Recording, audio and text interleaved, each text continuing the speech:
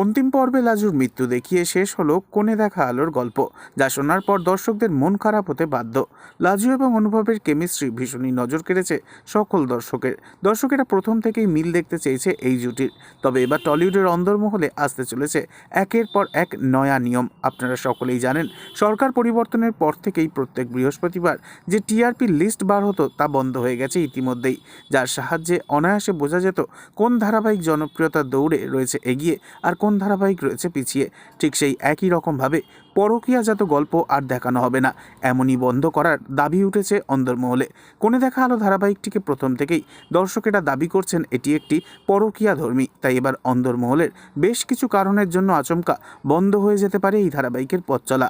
এমনভাবে শেষ হলে গল্প যে একেবারে অসম্পূর্ণ থেকে যাবে, তাই এক্ষেত্রে আচমকা ধারাবাহিকের ইতি টানতে গেলে চরিত্রদের মৃত্যু দেখানো হয়ে থাকে, যা অতীতেও হয়ে এসেছে।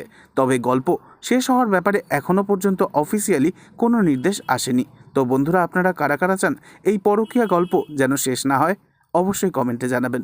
আর নেক্সট আপডেটের জন্য সাবস্ক্রাইব করতে ভুলবেন না যেন। ধন্যবাদ।